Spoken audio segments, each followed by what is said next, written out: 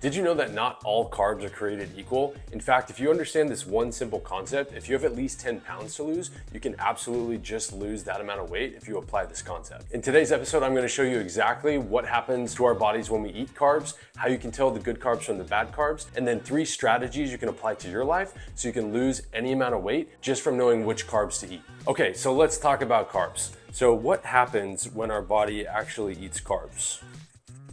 The first thing that happens is that our blood sugar, whenever we eat carbs, our blood sugar rises.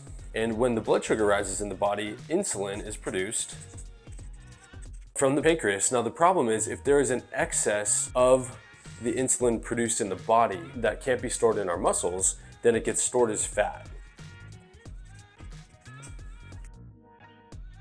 Now this is the problem that unfortunately most Americans are dealing with. They don't understand the carbs that they eat, it spikes the blood sugar, it produces so much insulin in the body, and excess insulin gets stored as fat when it's converted. So I want to show you how to regulate your blood sugar so you don't have as big of insulin spikes, so your body just naturally doesn't want to store as much fat. So thankfully, there is a way to tell what carbs are good and bad. And the way that we tell what carbs are good and bad is by using what we call the GI index. And that stands for glycemic. Okay, so thank your nerdy science friends for this one because they definitely helped us out. Now, what they have done, what scientists have done is figured out that there are basically 3 different categories of carbs: simple, complex, and fibrous.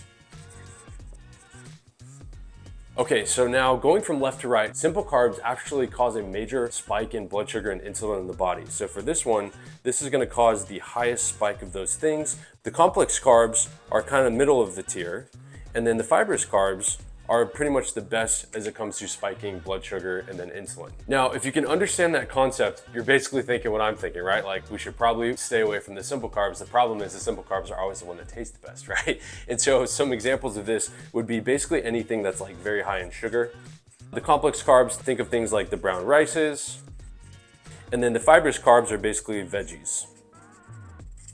Understanding this concept and the science behind it, obviously that's why all diets in the world cut out the simple carbs and the sugar. However, if you understand this, I want to show you a way where you can apply this into your life with some simple strategies where you still can enjoy simple sugars every now and then if you just structure it properly. So let's talk about some simple strategies where you can apply each of these types of carbs into your specific life so you can get the best fat loss results. So what we're going to talk about here is what we call carb timing.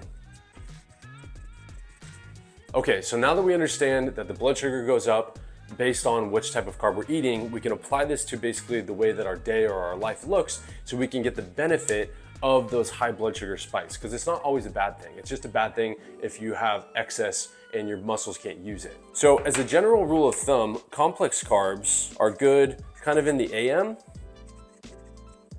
And the reason that you would do that is good clean energy. And that basically leaves us with PM, would be really good time to do fibrous carbs. So think things like the green leafy vegetables. Because typically at night, you're not like going out and doing a bunch of crazy stuff. You're kind of winding down, getting ready for the evening, so you don't need a ton of energy. And then that basically leaves us with what everyone is waiting for, which is the simple carbs. When can you actually have these in your day effectively if you still have fat loss goals? And this would be post-workout. If you can do that post-workout, again, of course, in moderation, what happens is when your blood sugar spikes, your insulin spikes, after a good workout, when you really worked your muscles hard, think of your muscles like gates to a city. They're basically opening up in a certain amount of window, typically 30 minutes to an hour after you work out. And when the blood sugar spikes and the insulin spikes, it can then feed into the city, and that glycogen that the blood sugar turns into, or the insulin turns into, can then go into your muscles and get stored in the muscles, and then the gates close again. Okay, now remember, when the gates are closed and there's excess insulin, it'll get stored as body fat. But if you can manipulate this time window and you are working out hard, this would be the best time to get something sweet in moderation after your workout.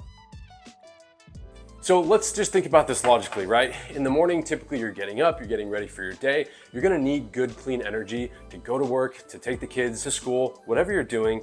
In the evening, typically people don't do a lot of evening. You're just winding down, having dinner, maybe watching a little Netflix before bed. And so that makes sense to have the fibrous carbs there because it's not gonna spike your blood sugar, and then all that excess insulin is just gonna sit in your body and turn into body fat overnight. And then if you wanna have some simple carbs every now and then, a great time to do it would be post-workout because you kind of have that awesome little window where the gates to your muscles are opening up and all of those nutrients are streaming into your muscle, and then it's gonna close again. So there you have it, guys. So to recap, don't be afraid of carbs, but you have to understand and you have to live in reality.